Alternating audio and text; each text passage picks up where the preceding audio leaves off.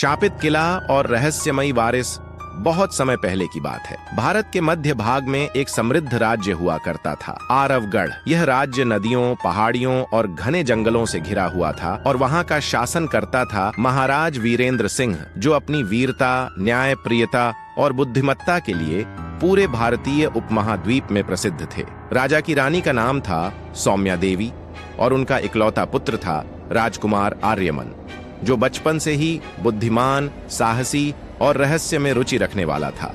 पर आरवगढ़ की एक बात थी जो हर किसी को डराती थी। राज्य के उत्तरी छोर पर स्थित एक प्राचीन किला, कृष्णदुर्ग। यह किला इतना पुराना था कि उसके निर्माण की कहानियां भी समय की धूल में खो चुकी थीं। लोग कहते थे, यह किला शापित है, जिसने भी उसके अंदर कदम रखा वो कभी लौट कर नहीं आया। राजा वीरेंद्र सिंह ने स्पष्ट आदेश दिया था, कोई भी कृष्णदुर्ग के पास नहीं जाएगा, मगर मना करने की चीजों में ही सबसे ज्यादा आकर्षण होता है। एक रात जब पूरा राज्य सो रहा था, आसमान में काले बादल छा गए, बिजली चमकने लगी, तेज हवाओं ने महल की खिड़कियां हिला दी।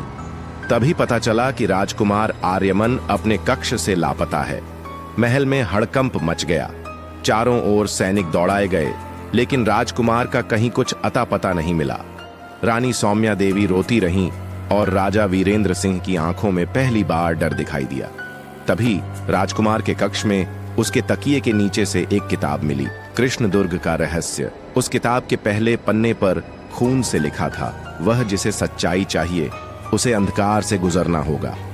पर सावधान, वहां जो जाग चुका है उसे नींद नहीं आती। राजा समझ गए, आर्यमन स्वयं कृष्णदुर्ग गया है। उसी रात उन्होंने अपने सबसे विश्वासपात्र सेनापति आदित्य राय को बुलाया, एक योद्धा जो अपनी तलवार और मस्तिष्क दोनों का समान उपयोग करता था। आदित्य, राजा बोले, मेरे बेटे को खोज कर लाओ, चाहे जमीन फट जाए या आकाश गिर जाए। आदित्य राय ने शीश झुकाकर कहा, महाराज, जब तक मेरी सांस चलती है मैं उसे ढूंढ कर वापस लाऊंगा। राजा ने एक गुप्त मानचित्र सौंपा, जो सिर्फ शाही वंशजों को ज्ञात था। ये मानचित्र कृष्णदुर्ग का एकमात्र सुरक्षित रास्ता बताता था। आदित्य राय ने 2 सैनिकों के साथ जंगल की ओर प्रस्थान किया। वो यात्रा आसान नहीं थी। दलदली रास्ते, जहरीले जानवर और कई बार विचित्र ध्वनियां जो रात में कानों से टकराती थीं। तीसरे दिन उन्हें एक निर्जन मंदिर मिला, जहां एक अजीब सा वृद्ध साधु मिला। उसकी आंखें जैसे भूतकाल को देख रही थीं। वह बोला, उस किले में सिर्फ पत्थर नहीं, आत्माएं बसती हैं। वो जगा हुआ है और उसे एक नया वारिस चाहिए। आदित्य राय कुछ नहीं बोले, पर उनका संकल्प और भी दृढ़ हो गया। अंततः वह कृष्णदुर्ग के द्वार पर पहुंचे। काला पत्थरों का विशालकाय गुंबदनुमा द्वार, जिस पर कोई ताला नहीं था, पर द्वार अपने आप ही चरमराकर खुला, जैसे किला उनका स्वागत कर रहा हो। भीतर घुप अंधेरा, दीवारों पर विचित्र चिन्ह और गलियारे जो घूमते जाते थे।